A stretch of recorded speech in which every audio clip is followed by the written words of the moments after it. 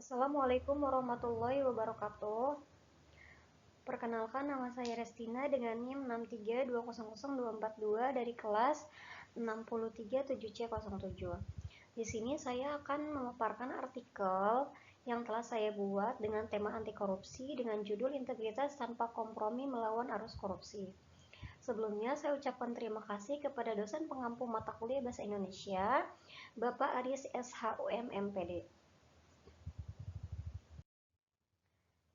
Baik, di sini ada 3 pembahasan utama. Yang pertama ada makna integritas dalam konteks pemberantasan korupsi. Yang kedua ada tantangan yang dihadapi dalam membangun integritas dan melawan arus korupsi.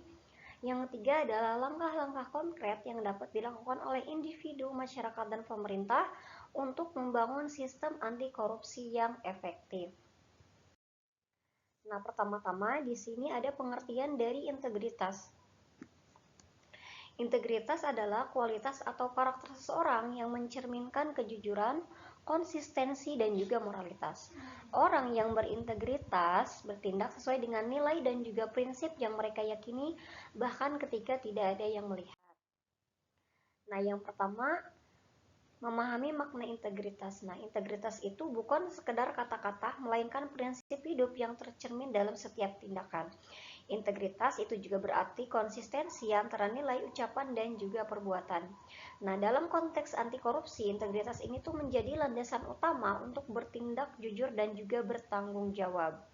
Nah, maka dampak positif dari integritas itu apa? Ini bisa menimbulkan atau menciptakan suatu lingkungan yang jauh lebih baik. Kemudian yang kedua ada tantangan melawan arus korupsi. Di sini ada sistem birokrasi yang masih rentan terhadap praktik korupsi. Nah, banyak sistem birokrasi yang memiliki prosedur yang kompleks dan kurang transparan. Nah, ini tuh bisa memudahkan praktik korupsi. Ketidakjelasan dalam proses pengambilan keputusan dapat memberikan celah bagi individu untuk melakukan penyalahgunaan wewenang.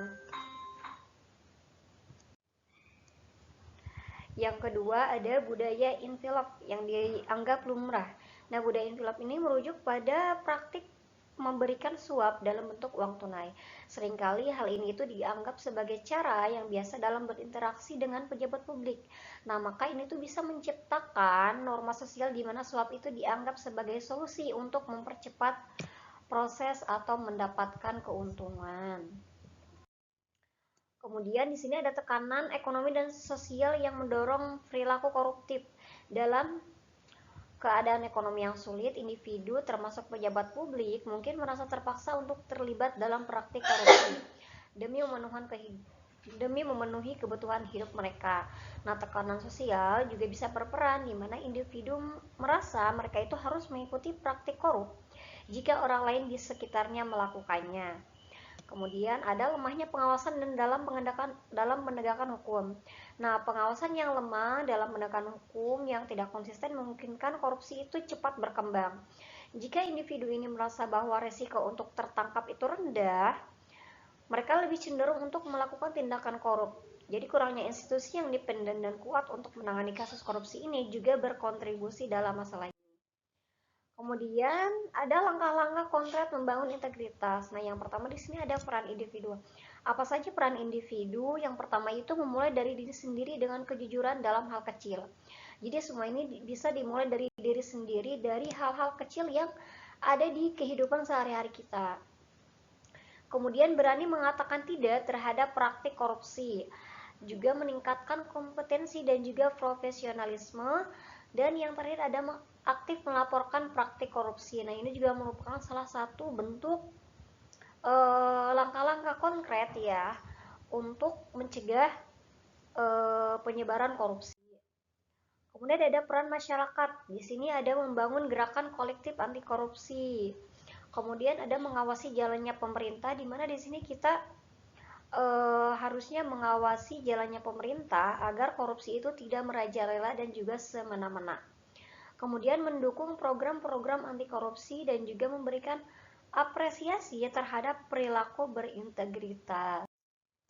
Nah, kemudian di sini ada peran pemerintah, yaitu di mana memperkuat sistem pencegahan korupsi, meningkatkan transparansi dan akuntabilitas, memberikan penghargaan bagi whistleblower, dan juga menerapkan sanksi tegas bagi pelaku korupsi. Kemudian, bagaimana cara membangun sistem anti korupsi yang efektif? Nah, yang pertama di sini ada penguatan regulasi. Evaluasi dan pembaruan undang-undang anti korupsi itu juga sangat berpengaruh dalam membangun sistem anti korupsi yang efektif.